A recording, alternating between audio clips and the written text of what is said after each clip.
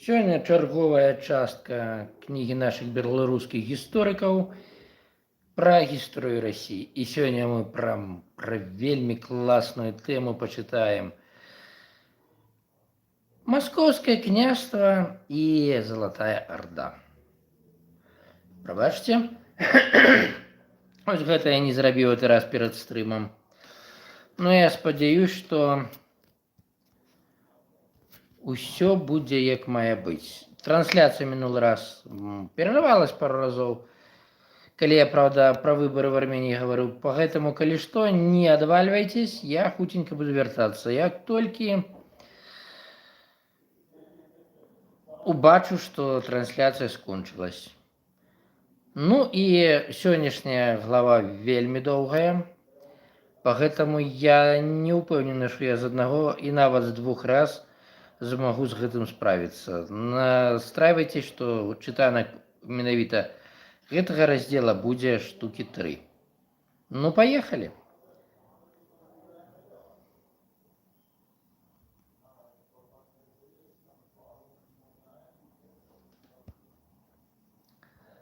Московское княжество и Золотая Орда. Подглава 4.1. Перадгісторыя Золотой Орды. На пачатку 13 стагоддзя сітуацыя ва ўсходняй Еўропе пачала кардынальна мяняцца. У Прыбалтыцы, мабыць, прыйдзецца гэта слово тут выкарыстоўваць, оно пастаянна ў этой кніге, дзе жылі розныя балцкія і фіно-вугорскія народы, з'явіліся спачатку нямецкія, а потым і дацкія заваёўнікі. Ужо ў 1200-201 годах немцы захапілі вусці ракі Двіны і пабудавалі там горад-крэпасць Рыгу, узяўшы такім чынам пад кантроль гандаль на рацэ Двіне. На тэрыторыі Прыбалтыкі узнікла нямецкая дзяржава, спачатку ордэн мечаносцаў, а потым Ливонскі інфлянскі ордэн, васал яшчэ больш магутнай крыжацкай дзяржавы Тэўтонскага або нямецкага ордэна. Адначасова ў Цэнтральнай Азіі мангольскія качавыя племёны стварылі новую дзяржаву на чале з Тэмуджынам,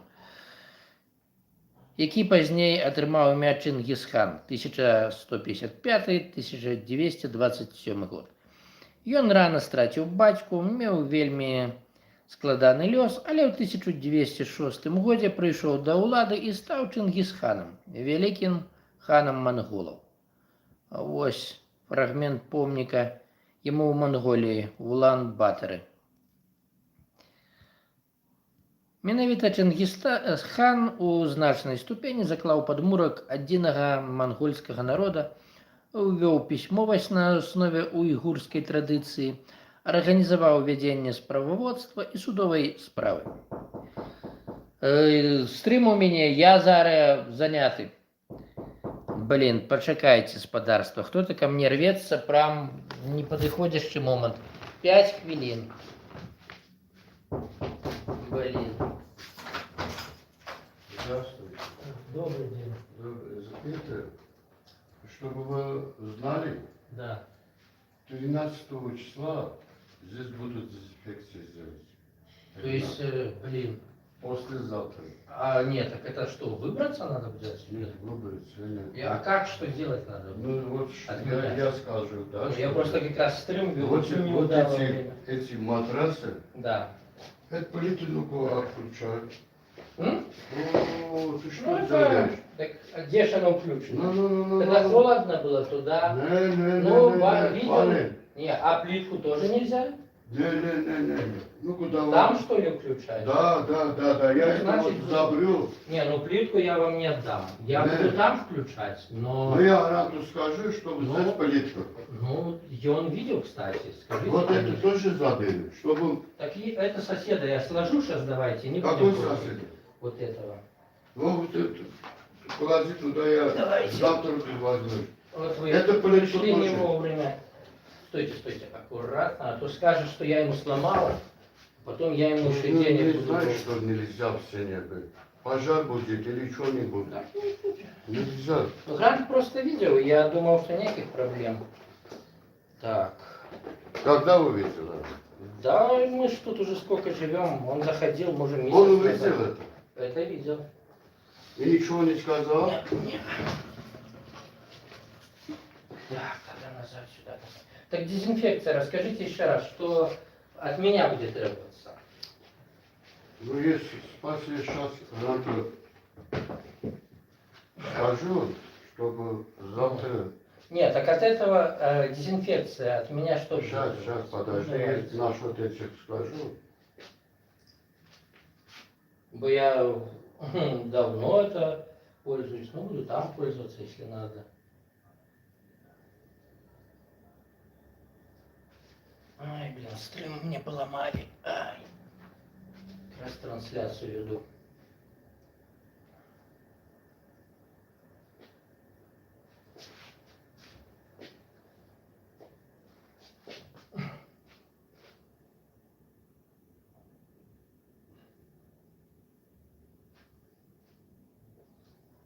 Rā, es ir kājtāsas enākum pelitav bana čašen yapım. Tu tega kas asma garanti imanıma tesela. Вот. Что, не видели? Я думал, видел он. Нет, не видел. Вот я Так на столе стоял он. Ну, значит, буду там пользоваться только. Сейчас, минуту. Алло, Бардзис. Так. Не, просто вы заходили, оно стояло на столе.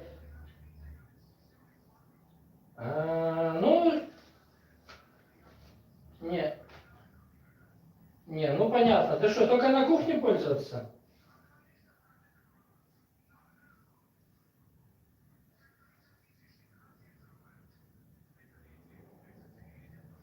Ну, понял. Не, понял. Нельзя, значит...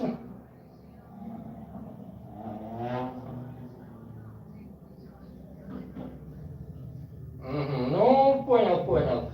Ну, я не знал. Добро все тогда. Давайте. Я думал, что видео...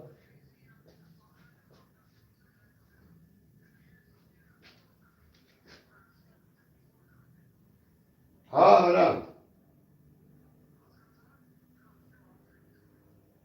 हमें साथ बेरी में मौत एक को हाथा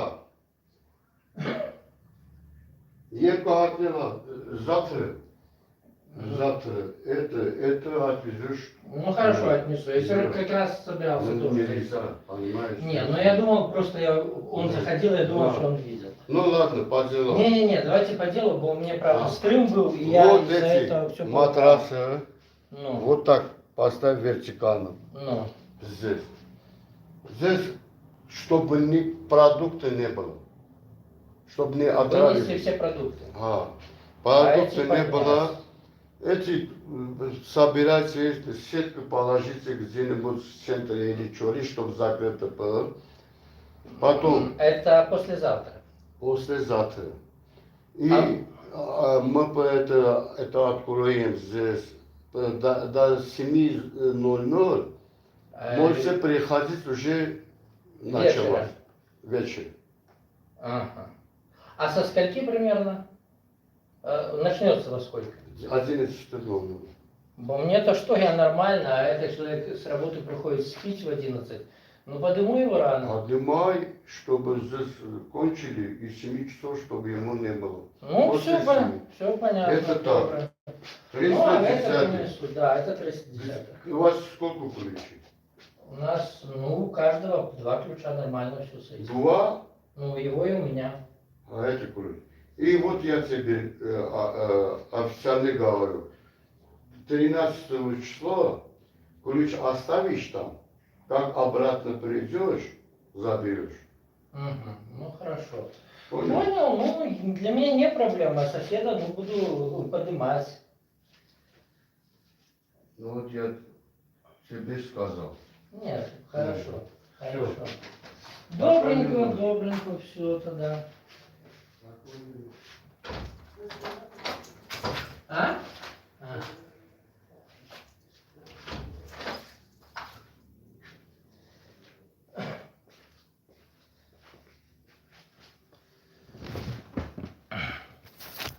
Так, господарство, поломали стрым.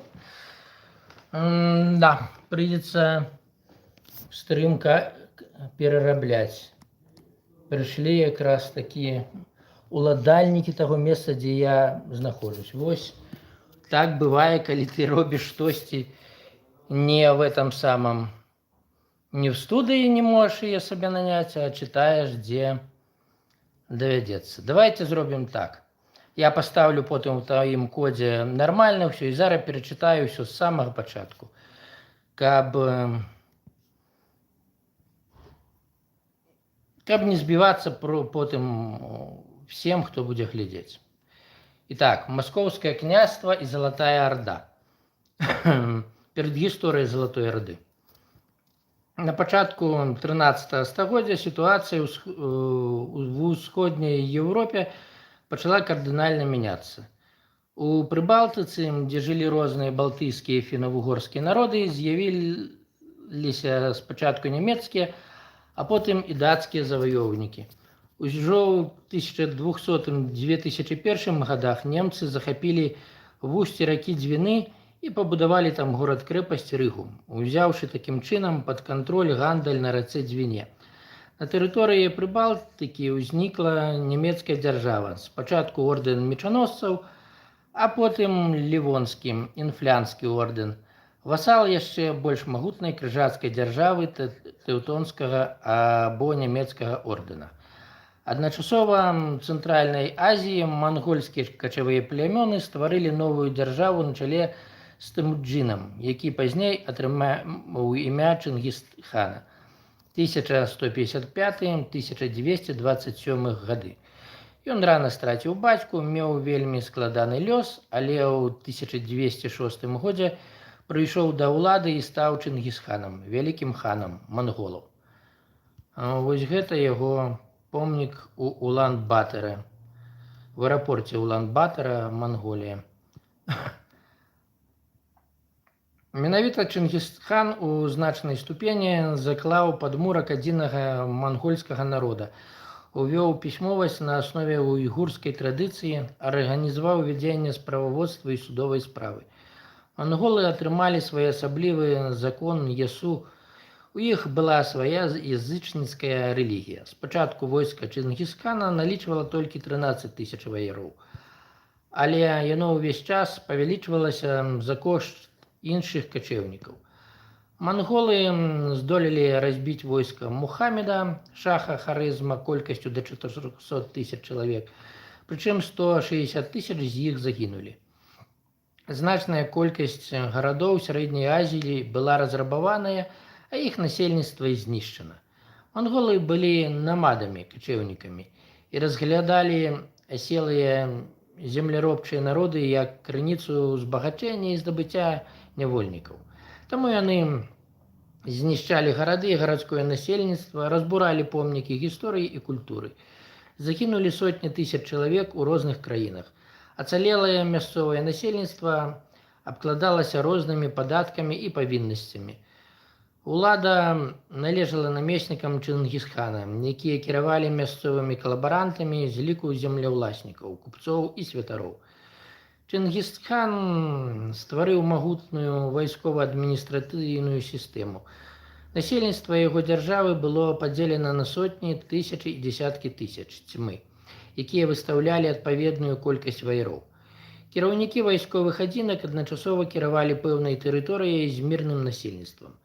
Кіраўніком дзяржавы быў хан Каган, які нібыта атрымаў уладу са згоды неба. Пры ім была рада, якая складалася з ягоных сваякоў і буйных землеўласнікаў, а таксама гвардыя. Існавалі чыноўнікі, якія кіравалі ханскім дваром, ардой. Казной размяркоўвалі зямлю пад выпас свойскай жывёлы, збіралі падаткі і даніну. Выконвалі паліцэйскія функцыі, каб вырашыць самыя галоўныя пытанні. Ханы праводзілі агульныя з'езды, курултаі, дзе збіралася мясцовая эліта.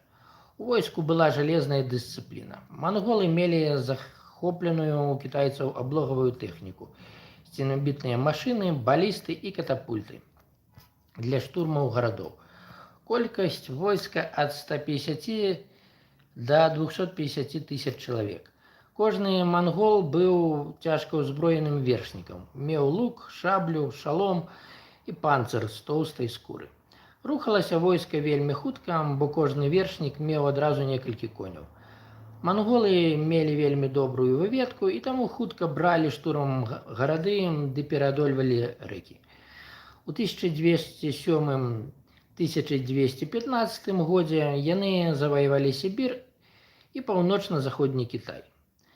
Таксама былі захопленыя Карэя, паўночная Індыя і Блізкі ўсход. Потым мангольскія войскі дабраліся да Еўропы. 31 жніўня 1223 года на рацэ Калцы пад камандай Субадэя і Джэба яны разбілі аб'яднаныя атрады полаўцаў і паўднёва-славянскіх князёў на чале з Мсціславам Удатным, князём галіцкім, і Мсціславам Старым, вялікім князем кіеўскім. Манголы дайшлі да Дняпра, але неўзабаве вярнуліся ў Азію. Такім чынам Чынгісхан стварыў самую вялікую ў свеце імперыю. Пасля смерці Чынгісхана ў 1227 годзе яго пераемнікам стаў Угадэй 1229-41 гады. Ён стварыў сістэму паштовай і ямской службы. Паштовыя станцыі, ямы, мясцовае насельніцтва забяспечвала коньмі, харчаваннем і ўсім неабходным. У 1235 годзе Угадэй пабудаваў горад Каракарум, сталіцу мангольскай імперыі. Сталіца знаходзілася за 320 кіламетраў на паўднёвы захад ад сённяшняй сталіцы Манголіі, горада Улан-Батара. 4.2. Утварэнне Залатой Арды. Назва краіны Залатая Арда ўпершыню згадваецца ў 1566 годзе ў напісаным па-маскоўску творы «Казанская гісторыя». У персідскіх і ў залатаардынскіх крыніцах краіна называецца Улус. Слова «Арда» тут разумеецца як стаўка ці парадны лагер кіраўніка краіны. У славян на пачатку ардой называлі войска, але на мяжы 13-14 стагоддзяў гэта слова адносіцца ўжо да краіны.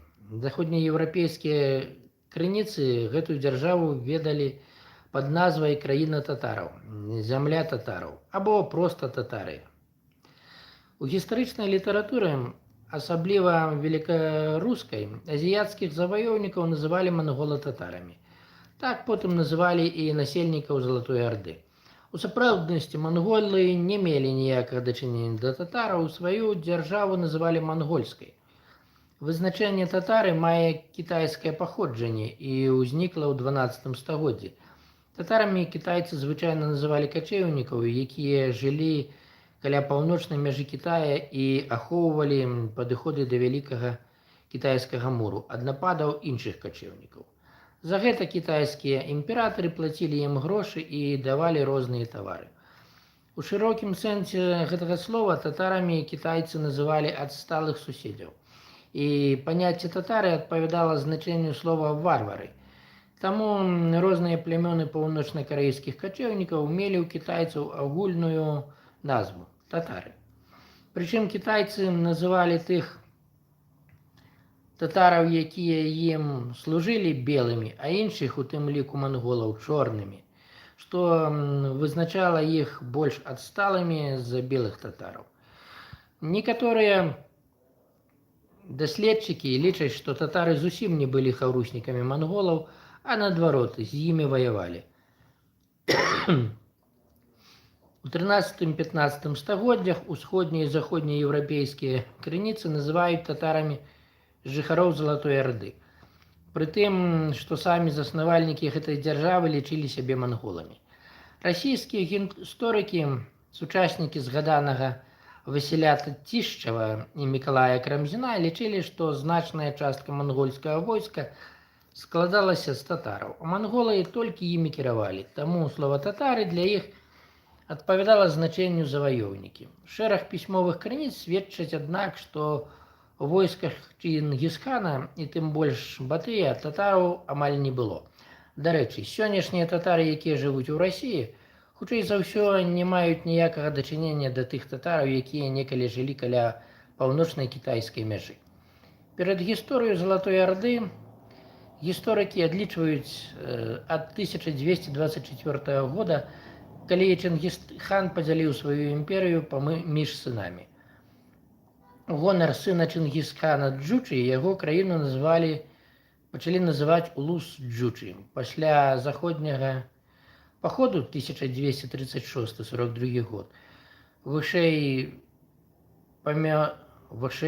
памянённага, складана напісана для мяне, як это не дзіўна слова, вышэй памянёнага Батыя, больш правільна Бату, сына Джучы, улус Джучы пашырыўся на захад, і цэнтрам яго стала ніжняя Волга.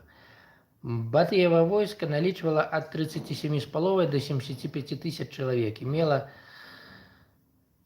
дасканалую аблогавую тэхніку для штурмаў гарадоў.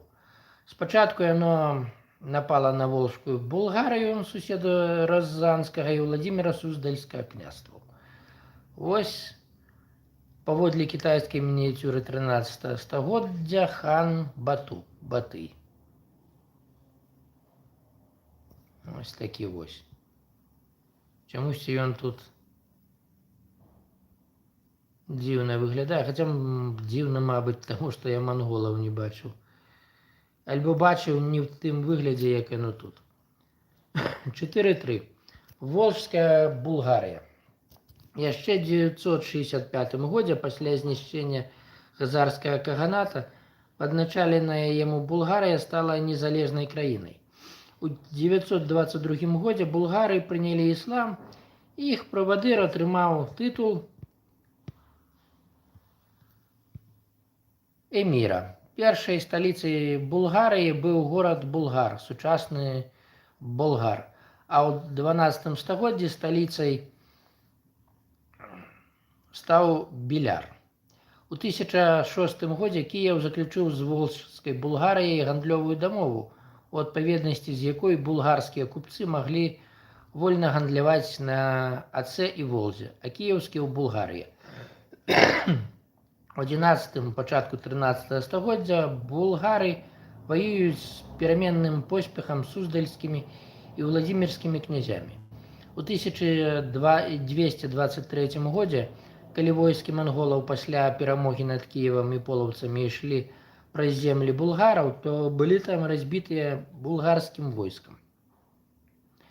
Аднак ужо ў 1229 годзе булгары і полаўцы ў сваю чаргу пацярпелі паражэнне ад манголаў на рацэ Урале. У 1236 годзе войска манголаў на чале са згаданым Субадеем, самым здольным вайсководам хана Батыя, разграміла краіну, спаліла булгарскія гарады і забіла вялікую колькасць людзей. У выніку чарговых паходаў манголаў у 1239 і 1240 годах уся тэрыторыя Волжскай Булгарыі ўвайшла ў склад мангольскай дзяржавы. Аднак у 15 стагоддзі булгары аднавілі сваю дзяржаўнасць у выглядзе казанскага ханства са сталіцай у горадзе Казані. Ось так. Не ведаў, што Булгарыя не перастала існаваць. Значыць, яна калісьці будзе існаваць у новай рэінкарнацыі пасля развалу Расіі. Ну так, маленькае маё адступленне. Паводле падлікаў навукоўцаў, насельніцтва краіны складала 1,5–2 мільёны чалавек. Волжскія булгары цяпер лічацца продкамі сучасных казанскіх татараў, чувашоў і часткова башкіраў. 4.4. Новыя паходы Залатой Арды. У 1236 годзе хан Баты арганізаваў новы паход у заходнім напрамку. Пры канцы 1237 года яго войскі знішчылі гарады Разань, Каломну, Маскву, Уладзімір, Суздаль, Яраслаўль, Казельск і іншыя вялікія паселішчы. У сакавіку 1238 года войскі князя Юрыя Владзіміровича былі разбіты на рацэ Сіці, а атрады заваёўнікаў з'явіліся на тэрыторыі Смаленскага княства княства, аднак Смаленск захапіць не здолелі. Пра змаганне смалян з манголамі расказвае аповесць пра Меркурыя Смаленскага. Смаляне выстаялі пры тым, што пачынаючы з 60-х гадоў 13 стагоддзя яны мусілі плаціць даніну з Залатой Ордзе. У 1239-1240 годах монголы разгромили паўднёвыя, а таксама паўднёва-заходнія ўсходнеславянскія княствы. Пераяслаўскае, Кіеўскае і Чарніхаўскае. Разбураны Кіеў не мог аднавіцца цягам больш як 200 гадоў. Вялікія княствы Уладзіміра Суздальскае, Разянскае ды некаторыя іншыя меншыя княствы ўвайшлі ў склад Залатой Орды. Новгарад і Пскоў, хоць і не былі захоплены манголамі, мусілі таксама прызнаць верхоўную ўладу вялікага хана Залатой Орды. Толькі жыхары сучаснай Беларусі, якія разам з рознымі балцкімі плямёнамі стварылі ў 13 стагоддзі новую моцную дзяржаву Вялікае княства Літоўскае, не прызналі ўладу мангольскіх ханаў і вялі з імі доўгае і паспяховае змаганне. Пасля смерці Батыя правадыром імперыі стаў яго брат Берке, 1257-66 год. Яшчэ ў маладосці ён прыняў іслам, і гэта дапамагло яму атрымаць падтрымку ўплывовых мусульманскіх колаў Волжскай Булгарыі і Сярэдняй Азіі. Шмат адукаваных мусульман сталі дзяржаўнымі чыноўнікамі, што ўмацавала новую дзяржаву. У ардынскіх гарадах будавалі мячэці і мінарэты, медрэсэ і караван-сараі. Сталіцай дзяржавы стаў горад Сарай-Бату. Пазней ён называўся Сарай-Берке, непадалёк ад сучаснай Астрахані. Берке запрасіў з Персіі і Егіпта навукоўцаў, багасловаў і паэтаў, а з Харэзма рамеснікаў і купцоў. У часы ўладарання чарговага хана Менгу Цімура 1266-1282 гады Улус-Джучы канчаткова стаў незалежным ад цэнтральнага ўрада ў Манголіі. Адбылося гэта ў 1269 годзе пасля смерці Менгу Цімура і міжусобнай барацьбы паміж рознымі кланамі да ўлады ў 1299 годзе прыйшоў хан Тахта. Яшчэ да 1240 года манголы включылі ў склад Залатой Орды паўночна-ўсходнія і паўднёвыя землі былой Кіеўскай Русі. Вось гэта, дарэчы, паводле некаторых крыніц, сцяг Залатой Орды 1339 года. Гэта ўсё было на жоўтым фоне. Найбольш пацярпелі землі будучай расійскай дзяржавы, дзе ў 1240-480 годах усталявалася панаванне ці ярмо іго мангольскіх вялікіх ханаў Залатой Орды. З мэтай забеспячэння больш зручнага кіравання апошнія падзялілі захопленыя землі на невялікія ўдзельныя княствы. Каб кіраваць сваім удзелам, адпаведны князь з'яўляючыся залатаардынскім васалам, мусіў прасіць у вялікага князя дазвол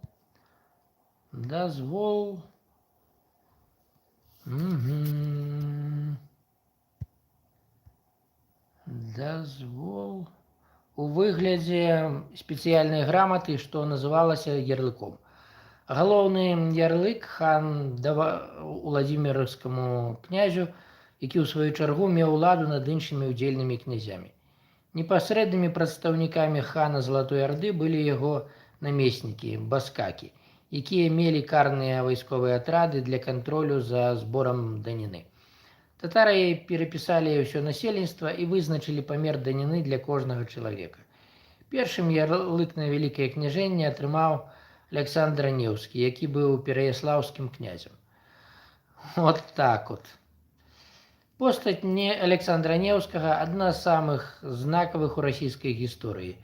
Ён паходзіў з роду вялікіх Уладзіміра Суздальскіх князёў, нарадзіўся ў 1219 годзе у Пераяславе Залесскім, якім валодаў яго бацька, брат вялікага князя Юрыя Всеваладавіча. Пасля таго, як князь Юрый і ўся яго сям'я загінулі, вялікім князем Владзімірскім стаў яго бацька Яраслаў. Менавіта Яраслаў, той першы князь-калабарант, які прызнаў уладу хана Батыя, двойчы быў у Ардзе, а таксама ў Манголіі. Малады Александр быў служылым наўгародскім князем і камандаваў наўгародскай дружынай. У 1240 годзе ўзнік ваенны канфлікт са шведамі. Марскі флот шведаў з войскамі ўвайшоў у раку Няву і спыніўся ў вусці ракі Жоры. Камандаваў шведамі ярл князь Біргер. Ён і паслаў выклік на бітву 20гадоваму князю Александру. Пісьмовыя крыніцы паведамляюць, што войскі Біргера, дзе акрамя шведаў былі нарвежцы і фіны, налічвалі 5000 чалавек, а дружына наўгародцаў толькі 300 ваяроў і 500 апалчэнцаў. Атрад князя Александра нечакана для шведаў падышоў да іх і раптоўна напаў. У бойцы наўгародцы патапілі 3 варожыя караблі і знішчылі шведскі лагер на беразе.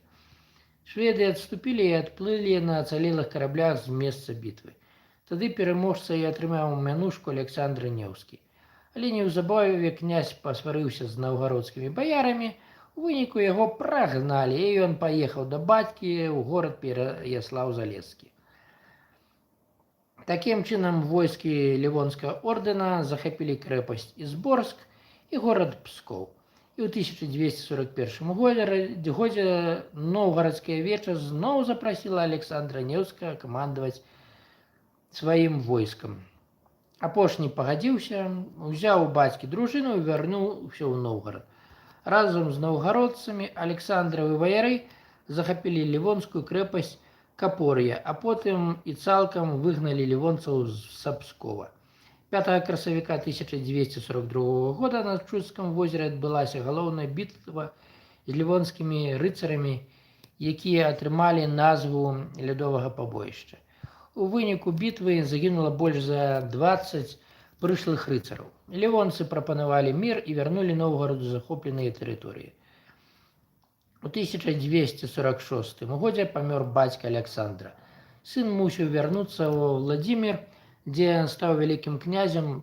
Перад гэтым папа рымскі Інакенцій IV даслаў да Александра Неўскага сваіх кардыналаў Гальта і Гемонта і прапанаваў выступіць разам супраць манголаў, але перад гэтым, безумоўна, прыняць каталіцтва. Ідэю аб'яднання хрысціянскіх сіл супраць манголаў падтрымлівалі князі паўднёвых княстваў. Аднак Александр катэгарычна адмовіўся і прыняў прапанову хана Батыя прыехаць да яго на паклон. Хан зацвердзіў яго на пасадзе вялікага князя Владзімірскага, аддаўшы яму Кіеў і ўсю паўднёвую Русь.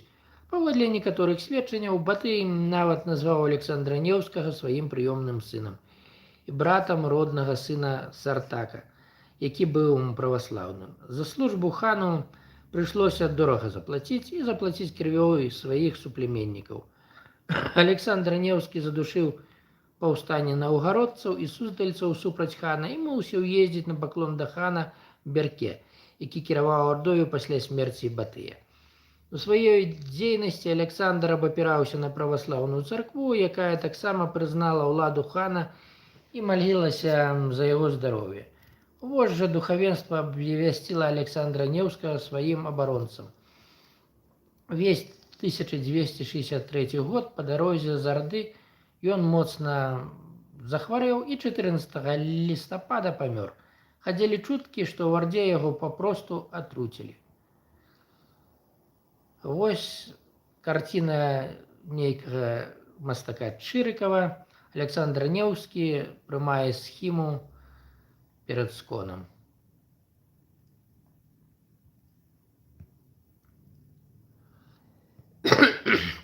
У часы расійскай імперыі Александр Неўскі зрабіўся яе сімвалам.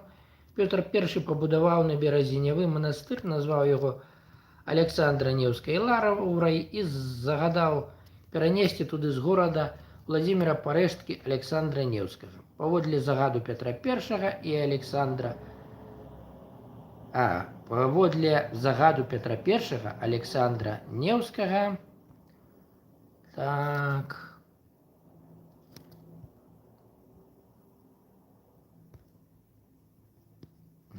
Сейчас, хвилинку.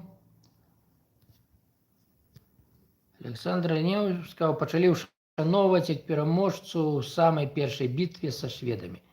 30 жніўня 1725 года, у дзень 4-й гадавіны заключэння нештатскага міру са Швецыяй, імператрыца Кацярына I заснавала ордэн святога Александра Невскага. Чарговы раз Александра Невскага ўспомніў Іосиф Сталін. Быў узняты фільм мастацкі ў яго гонар і з'явіўся адпаведны савецкі ордэн, які давалі камандзірам за баявыя заслугі. Не забывала Невскага і белая эміграцыя. Яна назвала яго заснавальнікам ідэі Еўразіі, асобнага свету і асобнай цывілізацыі. Запомнім, гэтую ідэю прапаведвалі сярод іншага расійскі эмігрант Георгій Вернадскі і савецкі гісторык Леў Гумілёў. Цяпер Александр Невскі з'яўляецца адным з галоўных герояў сучаснай афіцыйнай России и Русской Православной Церквы. Мабыць, спадарства, я спынюся, дзерэ горла. Наступны раз будзе 4-5, Залатая Орда у 14-15 стагоддзях. Ну, а з прачытанага уже, я думаю, є пра што паразважаць. Куча крыніц пацверджвае. Блин, пробачьте. Да, есть над чым паразважаць, тым больше куча крыніц, і гэта кніга чарговы раз ад нашых гісторыкаў паказвае, што Александр Невскі, ну, па сутнасці, атрымаў уладу і мог доўга кіраваць менавіта таму, што выступаў супраць свайго народа і народаў, якія цяпер спрабуюць называць блізкімі Расіі. Ну, само собой. Якая розніца, ўлада ж перадусім. Што ж, падабаецца, ставце падабайку. Вот тако. Подписывайтеся, калі не падпісаныя, але калі вы не ў Беларусі, на мой канал. Чаму не з Беларусі? Таму што гэта небяспечна, мой канал прызнаны экстрэмісцкім.